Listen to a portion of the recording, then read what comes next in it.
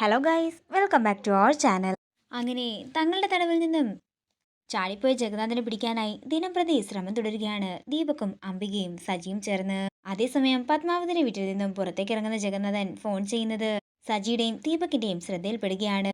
തുടർന്ന് സജി അംബികയെ വിളിച്ച് ഈ വിവരം പറയുമ്പോൾ അയാളെ ഇനി വെച്ചേക്കണ്ടെന്നും കൈയോടെ തന്നെ ഷൂട്ട് ചെയ്തേക്കാനും അംബിക പറയുന്നു. അതേസമയം തന്നെയാണ് രാജുവും അങ്ങോട്ടേക്ക് എത്തുന്നത്.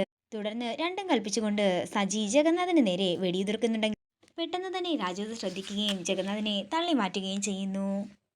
തുടർന്ന് സജിയുടെ പിന്നാലെ ഓടുകയും സജിയെ പിടിച്ച് പോലീസിനെ ഏൽപ്പിക്കുകയും ചെയ്യുന്ന രാജുവിനെയാണ് കാണിക്കുന്നത്.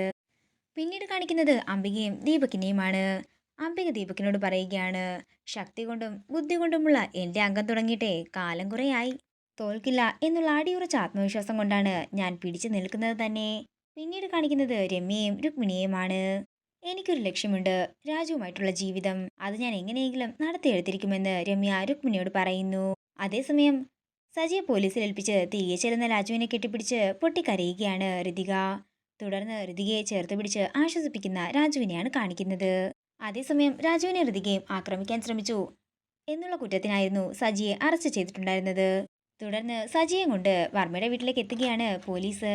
പിന്നീട് കാണിക്കുന്നത് ദീപകിനെ ചോദ്യം ചെയ്യുന്ന പ്രതാപ് വർമ്മയാണ്. നീയാണോ രാജുവിനെ കൊല്ലാനായി ഗുണ്ടയെ ഏൽപ്പിച്ചതെന്ന് എനിക്കൊരു സംശയമുണ്ട്. സംശയമല്ല, അത് നേരാണെന്ന് തന്നെയാ എനിക്ക് തോന്നുന്നതെന്ന് കൂടി പ്രതാപം പറയുമ്പോൾ ഇത് കേട്ട് ഞെട്ടലോടെ നിൽക്കുകയാണ് ദീപക്കും അംബികയും. ഇതോടുകൂടി പ്രൊമോ വീഡിയോയുടെ തീരുകയാണ്. വീഡിയോ ഇഷ്ടമായെങ്കിൽ മറക്കാതെ ലൈക്ക് ചെയ്യുക, ഷെയർ ചെയ്യുക, കമന്റ് ചെയ്യുക. കൂടുതൽ സീരിയൽ അപ്ഡേറ്റ്സിനായി മറക്കാതെ സബ്സ്ക്രൈബ് ചെയ്യുക.